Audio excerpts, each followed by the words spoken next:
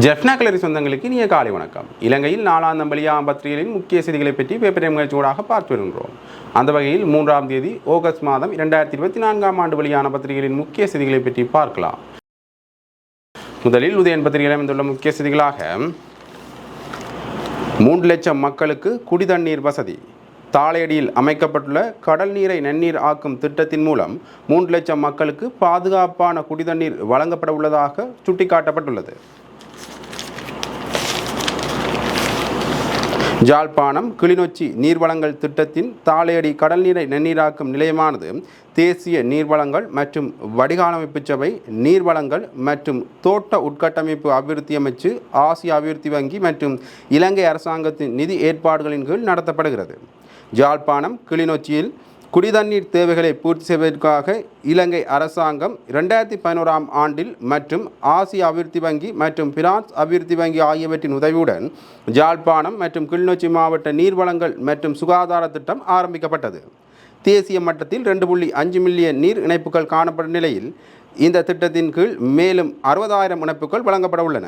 3 லட்சம் பேருக்கு பாதுகாப்பாக குடிதண்ணீரையும் 80,000 பேருக்கு சுகாதார வசதிகளையும் வழங்குவது இந்த திட்டத்தின் நோக்கமாகும் என்றவாறாக அந்த செய்தி காணப்படுகிறது.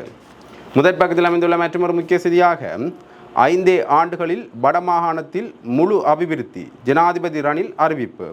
வடக்கில் உள்நாட்டு போர் நிறைவடைந்து விட்டது. தற்போது அனைவரும் ஒன்றிணைந்து அபிவிருத்தி போரை ஆரம்பிக்க வேண்டும்.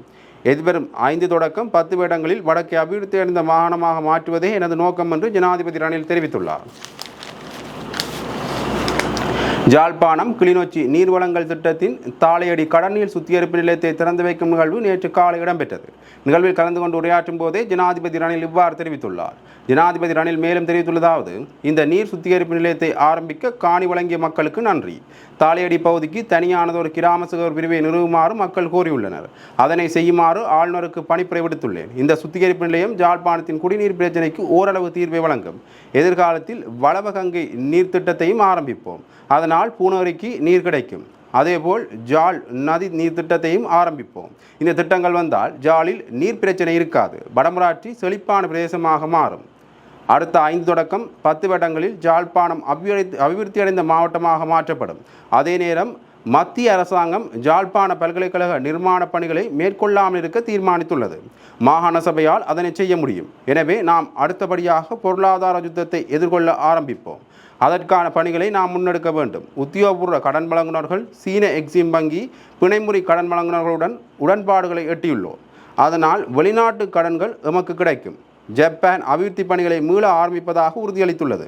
மற்ற நாடுகளுடனும் அந்த இணக்கப்பாடுகளை ஏற்படுத்துவோம் என்று அவர் குறிப்பிட்டுள்ளார் என்றவாறாக அந்த செய்தி தொடர்ந்து செல்கின்றது. முதற் பக்கத்தில் அமைந்துள்ள மற்றொரு முக்கிய செய்தியாக 6ஆம் தேதியன்று நாடாளுமன்றம் கூடும். நாடாளுமன்றம் எதிர்வரும் 6ஆம் தேதி முதல் 9ஆம் தேதி வரை கூட உள்ளதாக நாடாளுமன்ற செயலாளர் நாயகம் குசானி ரோகணதீர தெரிவித்துள்ளார். சபாநாயகர் மஹிந்த யாப்பா அபிவர்த்தன தலைமையில் நேற்று வெள்ளிக்கிழமை முற்பகல் இடம்பெற்ற நாடாளுமன்ற அலுவலர்கள் பற்றிய குழு கூட்டத்திலேயே இந்த தீர்மானம் எடுக்கப்பட்டுள்ளது என்றவாறாக இந்த செய்தி காணப்படுகின்றது. முதற் பக்கத்தில் அமைந்துள்ள மற்றொரு முக்கிய செய்தியாக காங்கேசன்துறை துறைமுக அபிவிருத்திக்கு இந்தியாவுடன் பேச்சுக்கள். ஜாழ்ப்பாணம் காங்கேசன்துறை துறைமுக அபிவிருத்தி தொடர்பில் இலங்கைக்கும் இந்தியாவுக்கும் இடையில் பேச்சுக்கள் முன்னெடுக்கப்பட்டு வருகின்றன என்று ஜனாதிபதி ரணில் தெரிவித்துள்ளார். தாளையடியில் நேற்று ஆரம்பித்து வைக்கப்பட்ட கடல் நீரை நன்னீராக்கும் திட்டத்தின் பின்னர் கருத்தறிவிக்கையிலேயே ஜனாதிபதி ரணில் இவ்வாறு தெரிவித்துள்ளார். வடக்கில் அடுத்த சில வருடங்களில் பரந்துபட்ட அபிவிருத்திக்கு எதிர்பார்க்கின்றோம். காங்கேசன்துறை துறைமுகத்தை அபிவிருத்தி செய்ய இந்தியாவுடன் கலந்து ஆலோசிக்கின்றோம். சிமெண்ட் நிறுவனம் இருந்த இடத்தில் முதலீட்டு வலயம் ஒன்று ஆரம்பிக்கப்படும். பூநகரிலும் முதலீட்டு வலயங்கள் ஆரம்பிப்பதற்கு திட்டமிடப்பட்டுள்ளன என்று அவர் குறிப்பிட்டுள்ளார் என்றவாறாக இந்த செய்தி தொடர்ந்து செல்கின்றது. முதற் பக்கத்தில் அமைந்துள்ள மற்றொரு முக்கிய செய்தியாக வேலை வாய்ப்புக்கு சாதகமான நிலை, இளைஞர்களிடம் ஜனாதிபதி ரணில் தெரிவிப்பு. இளைஞர்களுக்கு தொழில் வழங்கும் வேலை திட்டம் அடுத்த வருடம் முதல் ஆரம்பிக்கப்படும் எனவும் அதற்காக அரசு மற்றும் தனியார் துறைகளில் புதிய தொழில் வாய்ப்புகளை உருவாக்குவதே தமது நோக்கமாகும் எனவும் ஜனாதிபதி ரணில் தெரிவித்துள்ளார். ஜாழ்ப்பாணத்திற்கு நேற்று வந்திருந்த ஜனாதிபதி ரணில் விருந்தினர் விடுதி ஒன்றில் இளைஞர்களை சந்தித்து உரையாற்றினார். இதன்போதே அவர் இவ்வாறு தெரிவித்துள்ளார். ஜனாதிபதி ரணில் மேலும் தெரிவித்ததாவது, கோவிட் தொற்று நோய் மற்றும் பொருளாதார வீழ்ச்சி காரணமாக கடந்த 4 வருடங்களாக இளைஞர்களுக்கு தொழில் வாய்ப்பை வழங்க முடியவில்லை. ஆனால் நாடு வங்குரோத்தான நிலையில் இருந்து விடுபட்டிருப்பதால் தற்போது வேலைவாய்ப்புகளை உருவாக்கக்கூடிய சந்தர்ப்பம் கிடைத்துள்ளது. இளைஞர்களின் எதிர்பார்ப்புகளை அரசாங்கம் ஒருபோதும் மறக்கவில்லை. நிதி பிரச்சனைகளுக்கு மத்தியிலும் ஆசிரியர் வெற்றிடங்களை நிரப்புவதற்கு அரசாங்கம் இந்த வருடம் நிதி ஒதுக்கியுள்ளது. இதேவேளை சுயதொழிலில் ஈடுபட விரும்பும் இளைஞர்களுக்கு நிவாரணத்துடன் கூடிய கடன் வழங்கும் முறை அறிமுகப்படுத்தப்பட்டுள்ளது என்றவாறாக அந்த செய்தி காணப்படுகின்றது. முதற் பக்கத்தில் அமைந்துள்ள மற்றொரு முக்கிய செய்தியாக ஜனாதிபதி வேட்பாளர் ரணில் மட்டும்தான். ரவி கருணாநாயக்க ஆணித்தரம். ஜனாதிபதி தேர்தலில் எத்தனை வேட்பாளர்கள் போட்டியிட்டாலும் எங்களுக்கு தெரிவது ஒரே ஒரு வேட்பாளர் தான், அது ரணில் மட்டும்தான் என்று ஐக்கிய தேசிய கட்சியின் செயலாளரும் முன்னாள் அமைச்சருமான ரவி கருணாநாயக்க தெரிவித்துள்ளார். ஜாழ்ப்பாணத்துக்கு நேற்று பயணம் மேற்கொண்ட ரவி கருணாநாயக்க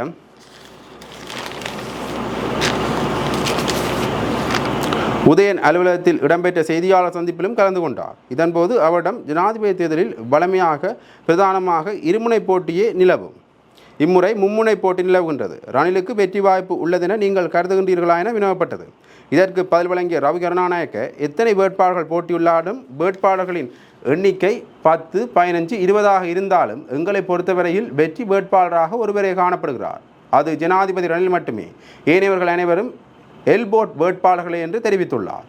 இதன்போது தமிழர்கள் பகுதிகளில் பொது வேட்பாளரின் அவசியம் தொடர்பில் பேசப்படுகின்றது என்று எழுப்பப்பட்ட கேள்விக்கு பதில் வழங்கிய ரவி கருணாநாயக்க தமிழர்களுக்காக ரணில் விக்ரமசிங்கே நல்ல ஆக்கப்பூர்வமான திட்டங்களை ஆற்றியுள்ளார், ஆதலால் தமிழர்கள் அவரை ஆதரிப்பார்கள் என்ற நம்பிக்கை ஜனாதிபதி ரணிலுக்கு உள்ளது என்றவாறாக அந்த செய்தி காணப்படுகின்றது. முதற் பக்கத்தில் அமைந்துள்ள மற்றொரு முக்கிய செய்தியாக அனைத்து இலங்கையர்களும் ஏற்கின்ற தீர்வு வழங்கப்படும், இனப்பிரச்சினை தொடர்பில் ரணிலின் நிலைப்பாடு இது. 13வது திருத்தம் என்பதற்கு அப்பால் அனைத்து இலங்கையர்களும் ஏற்கின்ற தீர்வை வழங்கப்படும் என்று ஐக்கிய தேசிய கட்சியின் செயலாளர் ரவி கருணாநாயக்க தெரிவித்துள்ளார். ஜாழ்ப்பாணத்துக்கு நேற்று பயணம் மேற்கொண்ட ரவி கருணாநாயக்க உதயன் அலுவலகத்தில் இடம்பெற்ற செய்தியாளர் சந்திப்பிலும் கலந்து கொண்டார். இதன்போது அவரிடம் பொங்கல் பண்டிகை காலத்தில் 13வது திருத்தத்தை முழுமையாக நிறைவேற்றுவேன் என்று ஜனாதிபதி ரணில் தெரிவித்தார். தற்போது போலீஸ் காணி அதிகாரங்கள் நீங்களாக 13வது திருத்தம் நடைமுறைப்படுத்தப்படும் என்று ரணில் சார்பான தேர்தல் பரப்புரை கூட்டங்களில் தெரிவிக்கப்பட்டுள்ளது.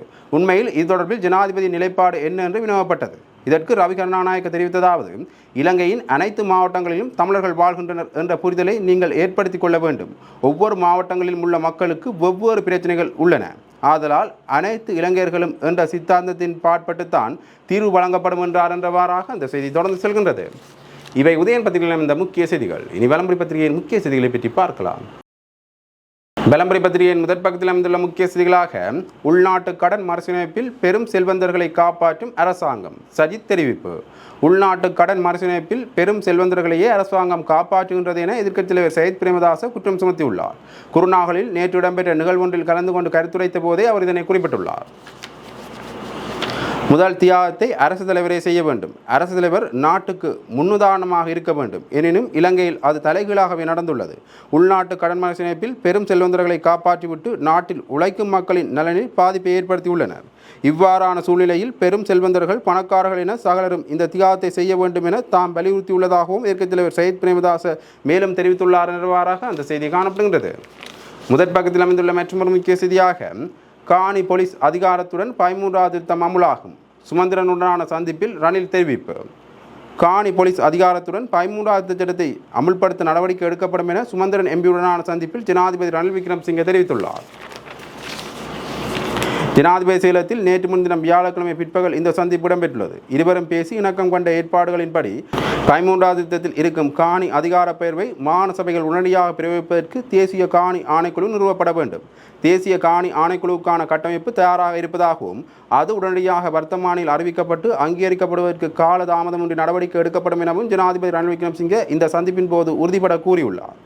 தேசிய காணி ஆணைக்குழு நிறுவப்பட்டு காணிகள் தொடர்பான தேசிய கொள்கைகள் வகுக்கப்பட்டால் காணிகள் நேரடியாக மாகாண நிர்வாகத்தின் கீழ் வந்துவிடும் என்பது குறிப்பிடத்தக்கது. மேலும் உண்மை நல்லிணக்க ஆணைக்குழுவும் உடனடியாக நிறுவப்படும் என்றும் ஜனாதிபதி தெரிவித்தார். அரசமைப்பின் 13வது திருத்தம் மூலம் மாகாணங்களுக்கு பயிரப்பட்ட பல அதிகாரங்கள் காலத்துக்கு காலம் மீளப் பெறப்பட்டுள்ளன. அவை அனைத்தையும் ஒட்டுமொத்தமாக மாகாணங்களுக்கு மீளப் பகிரும் ஏற்பாடுகள் எந்த தாமதமின்றி உடனடியாக மேற்கொள்ளப்படும் என்று ஜனாதிபதி உறுதியளித்தார் என்றவாறாக அந்த செய்தி தொடர்ந்து செல்கின்றது.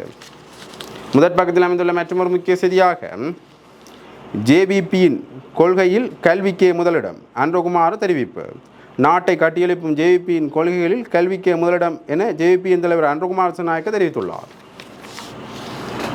மாளிகாவத்தை பிடி ஸ்ரீசேன மைதானத்தில் நேற்று வெள்ளிக்கிழமை இடம்பெற்ற இலங்கை ஆசிரியர் சேவை சங்கத்தின் தேசிய ஆசிரியர் மாநாட்டில் கலந்து கொண்டு உரையாற்றுகையிலேயே தேசிய மக்கள் சக்தியின் தலைவர் அன்ருகுமார் திசாநாயக்க இவ்வாறு தெரிவித்துள்ளார். அவர் மேலும் தெரிவிக்கையில், இந்த நாட்டை கட்டியெழுப்பதில் பிரதானமான பொறுப்பு கல்விக்கே இருக்கின்றது.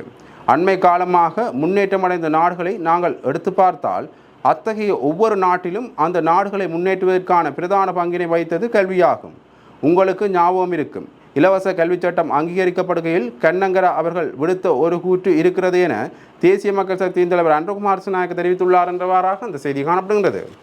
முதற் பக்கத்தில் அமைந்துள்ள மற்றொரு முக்கிய செய்தியாக, நாட்டின் வாகன இறக்குமதி வருமானத்தை அதிகரிக்கும், சர்வதேச நாணய நிதியம் தெரிவிப்பு. வாகன இறக்குமதி மீதான கட்டுப்பாடுகளின் உத்தேச தளர்வு 2025ஆம் ஆண்டின் வருவாய் திரட்டலை அதிகரிக்கும் என சர்வதேச நாணய நிதியம் தெரிவித்துள்ளது.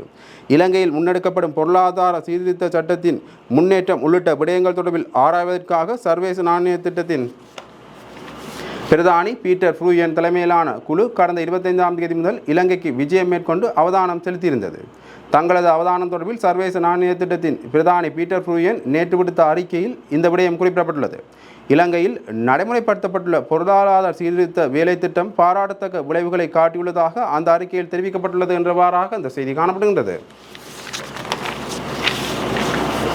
இரண்டாம் பக்கத்தில் அமைந்துள்ள முக்கிய செய்தியாக, கொழும்பு துறைமுகத்தில் இந்திய நீர்மூழ்கி.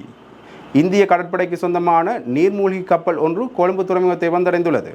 இந்து சமுத்திரத்தில் மேற்கொள்ளப்படும் கண்காணிப்பு பணிகளின் ஒரு அங்கமாக INS சல்கி என பெயரிடப்பட்ட குறித்த நீர்மூழ்கி கப்பல் நேற்று காலை கொழும்பு துறைமுகத்தை வந்தடைந்ததாக கடற்படை தெரிவித்துள்ளது. இந்த நீர்மூழ்கி கப்பல் 64.4 மீட்டர் நீளம் கொண்டதுடன் மணிக்கு 22 கடல் மைல் வேகத்தில் செல்லும் திறன் கொண்டது. குறித்த நீர்மூழ்கி கப்பல் நாளை இலங்கையிலிருந்து வெளியேறும் என கடற்படை அறிவித்துள்ளது என்றவாறாக அந்த செய்தி காணப்படுகின்றது. இவை விளம்பரி பத்திரிகையில் அமைந்த முக்கிய செய்திகள். இனி தினக்குரல் பத்திரிகையின் முக்கிய செய்திகளை பற்றி பார்க்கலாம்.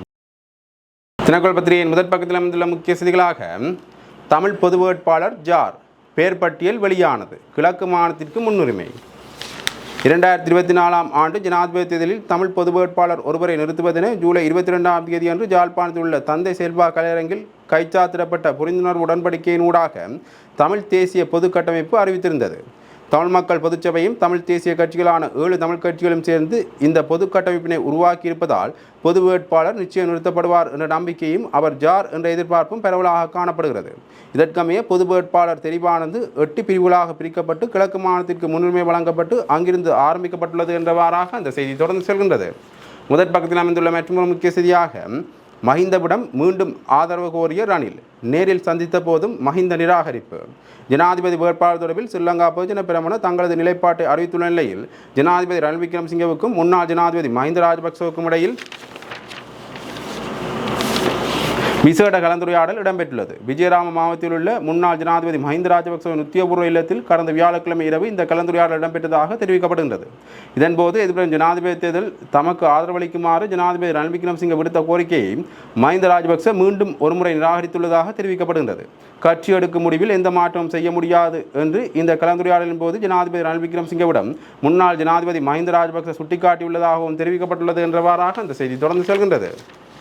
முதற் பக்கத்தில் அமைந்துள்ள மற்றொரு முக்கிய செய்தியாக, பாராளுமன்ற தேர்தலில் எந்த கட்சியில் போட்டி, ரணிலை ஆதரிக்கும் மொட்டு எம்பிக்கள் குழப்ப நிலையில்.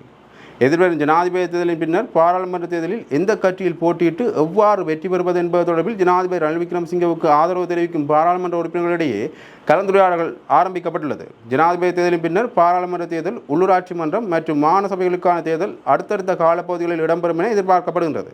இந்நிலையில் எதிர்வரும் ஜனாதிபதி தேர்தலில் சுயேட்சை வேட்பாளராக களமிறங்க உள்ள ஜனாதிபதி ரணில் விக்ரமசிங்கவுக்கு ஸ்ரீலங்கா பொதுஜன பெரமுன உள்ளிட்ட பல்வேறு கட்சிகளை பிரதிநிதித்துவப்படுத்தி பாராளுமன்றம் சென்ற உறுப்பினர்கள் ஆதரவு தெரிவித்துள்ளனர். எனினும் ஜனாதிபதிக்கு ஆதரவு தெரிவிக்கும் உறுப்பினர்களிடையே ஜனாதிபதி தேர்தலின் பின்னர் இடம்பெறவுள்ள பொதுத் தேர்தலில் எவ்வாறு போட்டியிடுவது என்பது தொடர்பில் குழப்ப நிலை ஏற்பட்டுள்ளதாக தெரிவிக்கப்படுகின்றது. மொட்டு சின்னத்தில் போட்டியிட்டு பாராளுமன்றம் தெரிவானவர்கள் மற்றும் ஏனைய அரசியல் கட்சிகளை பிரதிநிதித்துவப்படுத்துவர்கள் அல்லது தேசிய பட்டியலிலிருந்து பாராளுமன்றத்துக்கு தேர்ந்தெடுக்கப்பட்டவர்கள் தற்போது ஜனாதிபதி ரணில் விக்ரமசிங்கவுக்கு ஆதரவு தெரிவித்துள்ளமை குறிப்பிடத்தக்கது என்றவாறாக அந்த செய்தி தொடர்ந்து செல்கின்றது. முதற் பக்கத்தில் அமைந்துள்ள மற்றொரு முக்கிய செய்தியாக, யாழ்ப்பாணம் மற்றும் கிளிநொச்சி மாவட்டத்துக்கு நிரந்தர அரசு அதிபர்கள், ரணிலுக்கு விக்கி அவசர கடிதம். யாழ்ப்பாணம் மற்றும் கிளிநொச்சி மாவட்டங்களுக்கான நிரந்தர அரசு அதிபர்களை உடனடியாக நியமிக்குமாறு கோரி அவசர கடிதம் ஒன்று நாடாளுமன்ற உறுப்பினர் சி விக்னேஸ்வரனால் ஜனாதிபதி ரணில் விக்ரமசிங்கவுக்கு அனுப்பி வைக்கப்பட்டுள்ளது. யாழ்ப்பாணம் மற்றும் கிளிநொச்சி மாவட்டங்களுக்கான நிரந்தர அரசு அதிபர்களின் நியமனம் தொடர்பில் ஏற்கனவே விக்னேஸ்வரனால் ஜனாதிபதிக்கு கடிதம் எழுதப்பட்டிருந்த போதும் அதனை நிறைவேற்றாது தரம் போதாமை காரணமாக பதில் அரசு அதிபர்கள் நியமிக்கப்பட்டனர். இந்த நிலையில் நேற்று வெள்ளிக்கிழமை முதல் 3 நாள் பயணமாக வடக்கு வந்துள்ள ஜனாதிபதி ரணிலை அங்குள்ள பல நாடாளுமன்ற உறுப்பினர்கள் சந்திக்க உள்ளதுடன் தீர்க்கமான பேச்சுக்களிலும் ஈடுபட உள்ளனர். ஜனாதிபதி தேர்தல் நெருங்கியுள்ளதால் அவசரமாக நிறைவேற்றக்கூடிய சில கோரிக்கைகளை ஜனாதிபதியிடம் இவர்கள் முன்வைக்க உள்ளதாக தெரிய வருகின்றது. இந்த பின்புலத்திலேயே நிரந்தர அரசு அதிபர்களை நியமிக்குமாறு கோரி இந்த அவசர கடிதம் சி விக்னேஸ்வரனால் ஜனாதிபதிக்கு 2வது முறையாகவும் அனுப்பி வைக்கப்பட்டுள்ளது என்றவாறாக இந்த செய்தி காணப்படுகின்றது. முதற் பக்கத்தில் அமைந்துள்ள மற்றொரு முக்கிய செய்தியாக மோடியின் இலங்கை பயணம் ஒத்திவைப்பு. இந்திய பிரதமர் நரேந்திர மோடியின் திட்டமிடப்பட்ட இலங்கை பயணம் ஒத்திவைக்கப்பட்டுள்ளதாக தெரிவிக்கப்படுகின்றது. இலங்கையில் ஜனாதிபதி தேர்தலுக்கான அறிவித்தல் வெளியிடப்பட்டுள்ளதால் அவர் தனது விஜயத்தை ஒத்திவைக்க தீர்மானித்துள்ளதாக செய்திகள் வெளியாகியுள்ளன. ஜனாதிபதி தேர்தல் நிறைவடைந்த பின்னர் இந்திய பிரதமர் இலங்கைக்கு விஜயம் மேற்கொள்ள நடவடிக்கை எடுக்கலாம் என்று எதிர்பார்க்கப்படுகின்றது. இந்திய வெளிவார அமைச்சர் கலாநிதி எஸ் ஜெய்சங்கர் தனது உத்தியோகபூர்வ பயணத்தை கடந்த ஜூன் 20 மேற்கொண்ட போது இந்திய பிரதமரின் இலங்கை வருகை தொடர்பில் எதிர்பார்க்கப்பட்டது. மேலும் அதற்கு முன்னர் இந்திய பிரதமரின் பதவி பிரமாண நிகழ்வில் ஜனாதிபதி ரணில் விக்ரமசிங்கே கலந்து கொண்ட போது இவ்வாறானதொரு விஜயம் தொடர்பில் கலந்துரையாடப்பட்டதாக தெரிவிக்கப்படுகின்றது. எவ்வாறாயினும் கடந்த வாரம் ஜனாதிபதி தேர்தல் அறிவிக்கப்பட்டதை தொடர்ந்து இந்த விஜயம் நிச்சயமற்றதாகி உள்ளது என்றவாறாக அந்த செய்தி தொடர்ந்து சொல்கின்றது. இவை தினக்குரல் பத்திரிகையில் இந்த முக்கிய செய்திகள். இன்று வெளியான பத்திரிகைகளின் முக்கிய செய்திகளை பற்றி பார்த்தோம். தொடர்ந்தும் பத்திரிகை செய்திகளை அறிந்து கொள்ள பேப்பர் டைம் நிகழ்ச்சியோடு இணைந்திருங்கள். நன்றி, வணக்கம்.